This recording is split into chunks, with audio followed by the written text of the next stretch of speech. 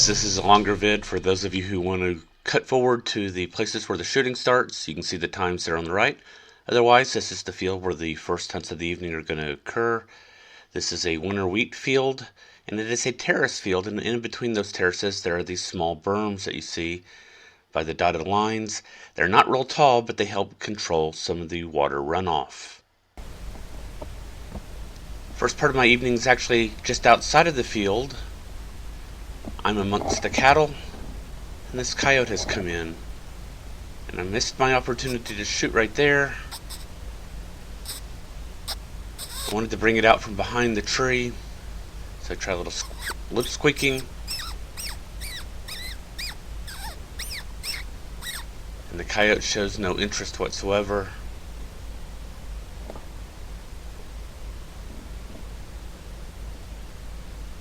And then this happens.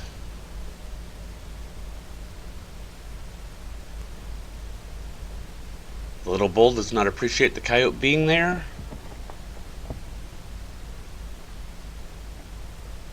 And kind of chases it away. Just a couple minutes later, the bull's lost interest and the coyote comes back through.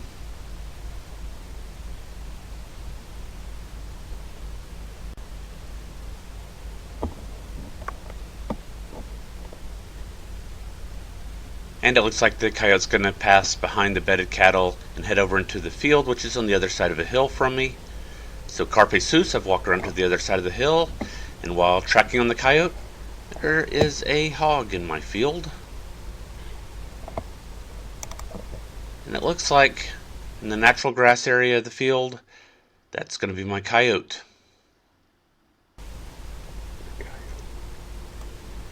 So being as I'm here for hogs primarily, I'd like the hog to move out into this area where it's away from the cattle to be a safe shot.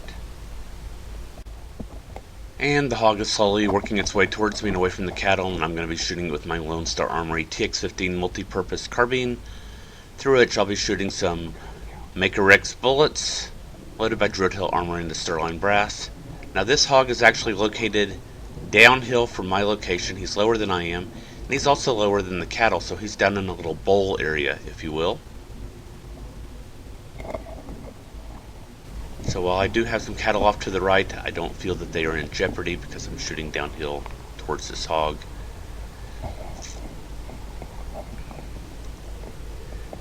And note that I'm on base magnification. He is closer than I usually shoot hogs. He's just out there at about 50 yards. Alright, here we go. I get on my scanner because I don't want to flag the cattle off to my left with the rifle scope, and unbeknownst to me, the rifle scope catches the hog running up to a higher terrace. There it is. And I finally spot the hog with my handheld, get the rifle on it. It's lifting his head, so I figure he may still be alive, but that seems to stop, and I think I'm good to go. But I keep an eye on him just in case. And I start to see him flinch. This has me a little bit worried. This is actually agonal breathing. He's probably in cardiac arrest at this point. Agonal breathing is when the brain senses that it's not getting enough oxygen and forces the lungs to take breaths. It's a gasping action. This hog is effectively dead. But to be on the safe side, I'm going to go ahead and shoot it one more time at 130 yards. Quality assurance shot, no doubt he is down and done. While standing right there, I do another scan, and my coyote is still just about where he was. He stood up, has taken notice. So carpe canis. I think I'm going to lip squeak this coyote all the way into me.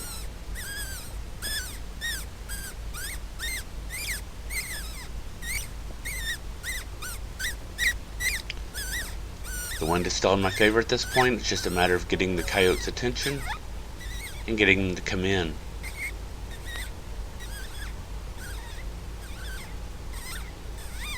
Looks like I've got his curiosity up,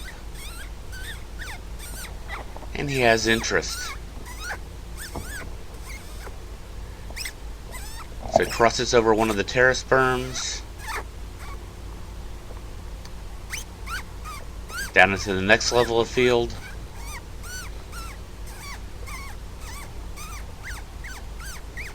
He's on a higher terrace right now.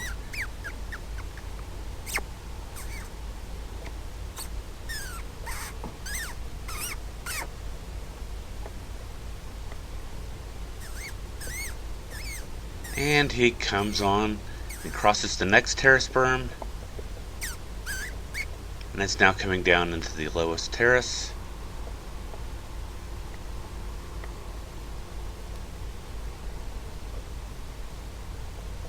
And now that he's close enough, I'm going to give him a woof.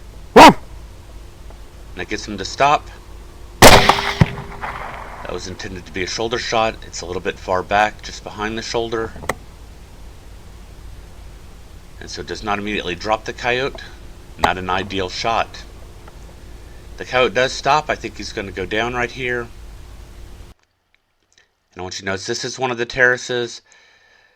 Got another terrace there right behind the coyote. That is not a ridge top, it's just a terrace top. And this whole area behind the coyote is actually hillside. This is a safe shot to be making. I'm not shooting over a ridge top. Alright, at 200 yards. Probably what I should have done to start with and avoided all this lip squeaking nonsense. Brass Catcher by Tactical Brass Recovery. The boar came in at 160 pounds and the coyote was a good-sized male. Moving on to the next property, I spied this hog from the front of the property, and it's taken me, 15 minutes to get around to it, get through the gates, and the hog is off to my northeast. It's going to come out of the slow spot, and first shot connects, second shot connects, third shot is a miss, but he's slowing down, and I drop him there. He was a nice 215-pound boar. And because of some technical difficulties that I will explain, I will be doing Carpe Analysis Light without all of the graphic images. This is because in this case, with the first hog, the first shot entered through the left shoulder and ended up somewhere down here in the upper abdomen, and then trying to find it there in the liver, tore open the colon and spilled the contents all over. No photos of that.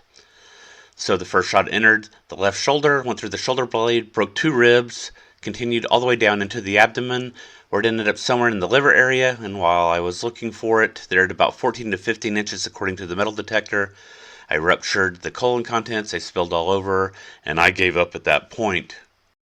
The next shot on the boar was while it was down, it entered the top of the neck about right here, and then exited out of the left side of the neck down in the lower throat area, with about 10 inches of penetration. It went through absolutely nothing of importance, just passing through skin and muscle tissue with about 10 inches of penetration, actually over penetration, and so there was no bullet recovery. Alright, here's the last boar. Shot number 1 can't be seen, but it entered on the opposite side of the head in the lower neck area, heading towards the hind end. Shot number 2 did about the same thing, and shot number 4 was a broadside quartering away shot that actually intersected bullet paths with shot number 1. That kind of messes with the data when you can't tell what damage was done by what bullet.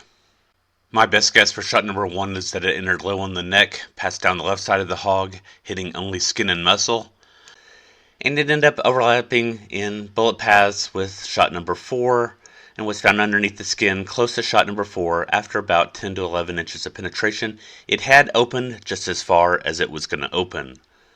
Shot number 2 passed down the right hand side, passing behind the shoulder blade and stopping posterior to the shoulder blade. Had a textbook opening, also did not hit any vital structures, and this bullet is just about pristine for how it opened. Also, as you can see, it opened just as far as it was going to open without breaking. And shot number 4 was a broadside quartering away shot that entered the right side of the abdomen and transited forward into the thoracic cavity, exiting the thoracic cavity, breaking 1 rib in the process, and the bullet breaking apart and the parts of the bullet being found in the muscle tissue just underneath the shield, with 1 petal found within the shield, about 10 to 12 inches of penetration, also having crossed paths with shot number 1.